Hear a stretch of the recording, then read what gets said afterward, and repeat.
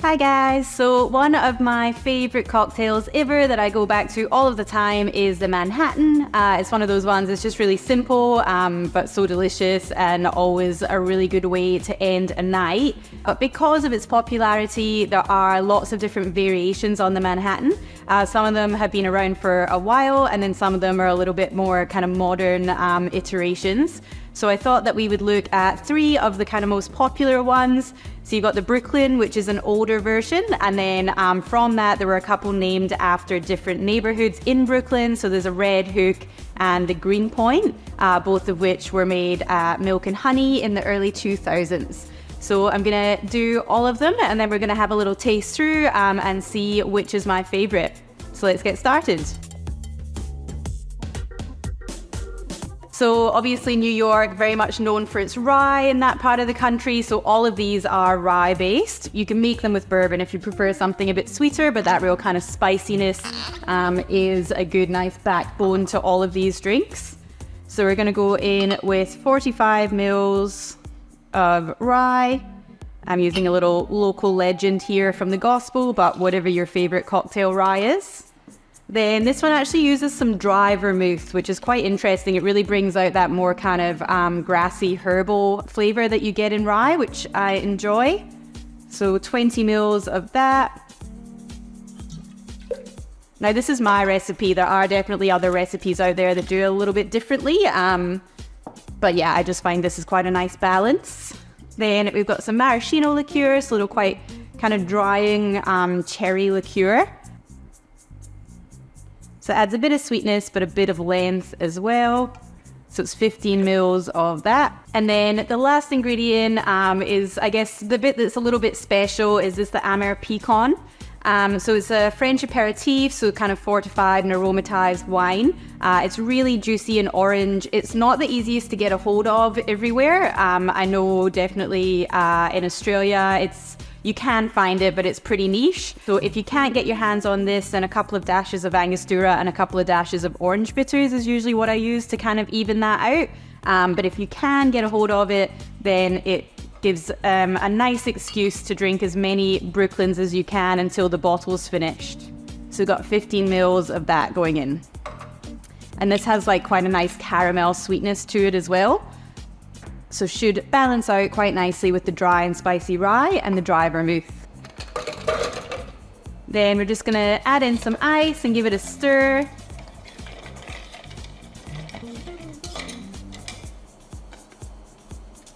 I haven't had one of these in so long, and it's absolutely a very best favorite of mine. Then grab your glass out of the fridge or freezer. Then we're gonna strain that off.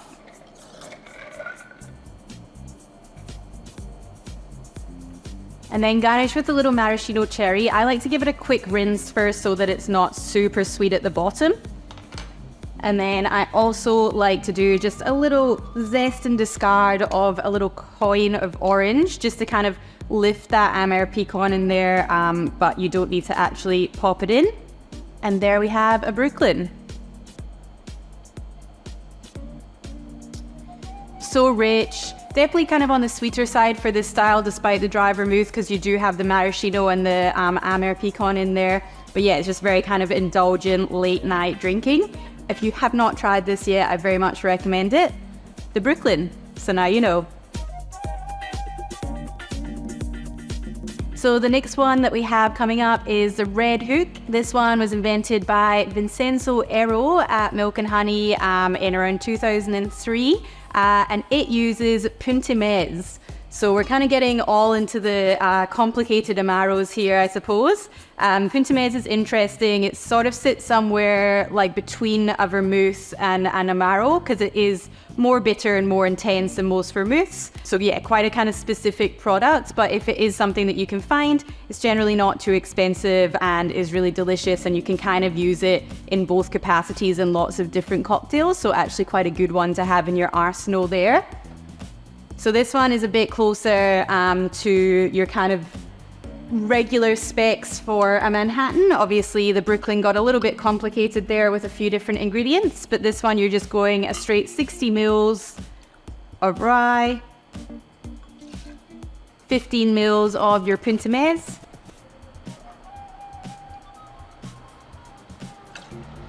and 15 mils of maraschino again. So you can sort of see that 2-to-1 ratio that you usually do an actual Manhattan with. Then we're just going to add some ice and give it a stir.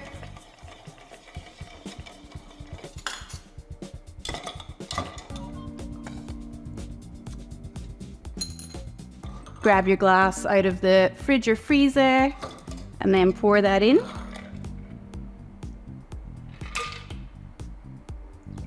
Then once again, give your cherry a wee rinse, and that can just get popped in there for garnish. The Red Hook. I like it. It's definitely a lot more delicate than the Brooklyn. The Brooklyn's quite big and chewy and kind of caramel and orange. This one does lean a bit more into that kind of almost wine profile from the Punt. Not heaps of bitterness coming through.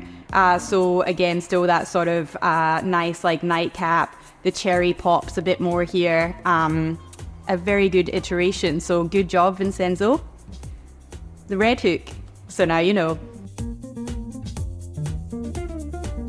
All right, so last but not least, we're gonna get into the Greenpoint. So this one was also a milk and honey creation from Michael McElroy in around 2006, apparently. So the most recent of our variations today. And again, it takes that pretty classic Manhattan formula of 2 parts rye to 1 part what is in the Manhattan just sweet vermouth. But this time it splits the sweet vermouth with some yellow chartreuse. So that really kind of herbal element there while still having a nice sweetness. So we're going to go in with our 60 mils of rye, then 15 mils of sweet vermouth. I'm using cocky because that's just what I have here. Being perfectly honest, if you had like a lighter, more herbal style, like a Dolan or even like a Martini or Cinzano, I would probably go for that instead because the chartreuse, the chartreuse is a little bit on the sweeter side. So I'm actually going to go a little bit less on this one just to balance it out a bit. But generally you go 15 mils, just going a little under. And then I got my little cheater bottle of chartreuse. We seem to have thrown out the big one, but I promise that so it's on my little label on the side here. So 15 mils of that.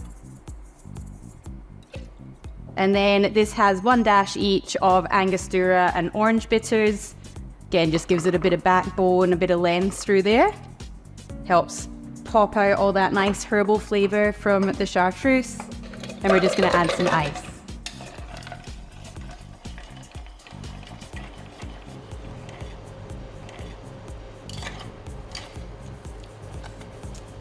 Yeah, I'm honestly not sure if I've ever tried this before, but it's delicious. Then we'll just strain that off into chilled coupe. And this one gets a little lemon twist to sort of freshen it up a little bit.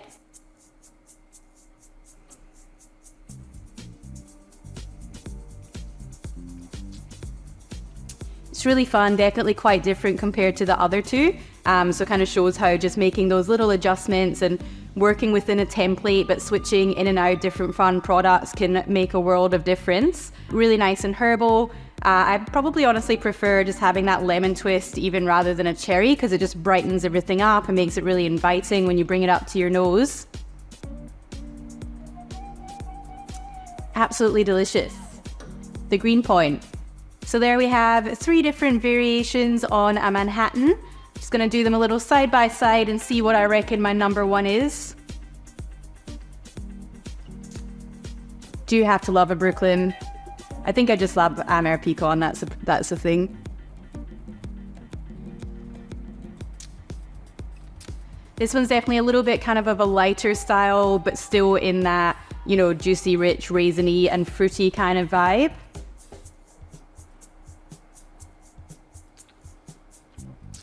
And then, yeah, the Red Hook's like much lighter, and with all that herbal element, you could almost have it as more of an aperitif. So kind of a bit of an outlier in terms of the flavor profile, but really interesting and really delicious. I think I'm gonna have to stick with the Brooklyn though, just because it was my first true love, but you can't really go wrong if you wanna try any of these. 3 Manhattan variations, so now you know.